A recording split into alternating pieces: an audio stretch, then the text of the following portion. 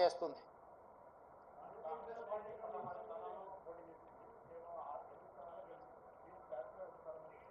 Congress party 17 స్థానాలలో పోటీ చేసింది, 16 కాదు. 17 ఇట్లలో 8 సీట్లలో గెలిచినాము. ఫలితాలు అనుకూలంగా అనుకున్న దానికంటే ఎక్కువనే వచ్చినాయి. కానీ మేము ఎంతైతే కావాలనుకుంటున్నామో, మా అభిమానులు ఎంతైతే ఫలితాలు మాకు అనుకూలంగా ఉండాలనుకున్నారో ఆ స్థాయిలో లేవు.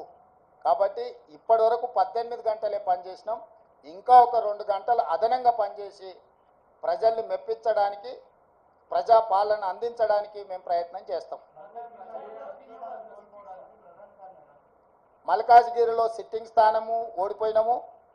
అదేవిధంగా అదే మల్కాజ్గిరిలో ఉన్న కంటోన్మెంట్ శాసనసభను ఈరోజు లేని సీటును మేము గెలుచుకోవడం జరిగింది.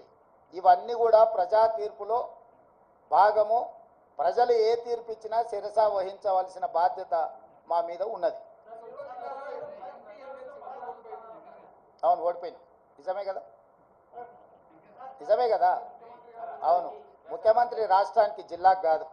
పిసిసి అధ్యక్షుడు కూడా రాష్ట్రానికి. రాష్ట్రంలో ఏ సీటు గెలిచినా ఏ సీటు ఓడినా అది నాదే బాధ్యత.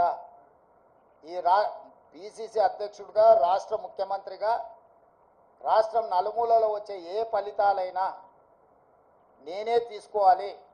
ఈ విషయాన్ని మీరు హుజూరాబాద్ ఎన్నికలప్పుడు గుర్తు చేసిరు, హుజూర్ నగర్ ఎన్నికలప్పుడు గుర్తు చేసిండ్రు, నాగార్జున సాగర్ ఎన్నికలప్పుడు గుర్తు చేసిండ్రు, మునుగోడు ఎన్నికలప్పుడు కూడా గుర్తు చేసిండ్రు.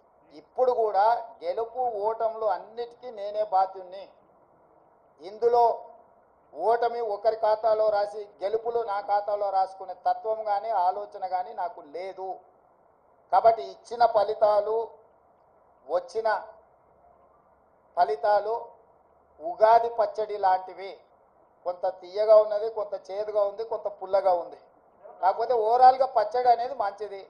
ఇప్పుడు వచ్చిన ఫలితాలను పిసిసి అధ్యక్షుడిగా, రాష్ట్ర ముఖ్యమంత్రిగా ఉగాది పచ్చడి లాగా నేను స్వీకరించదలుచుకున్నా.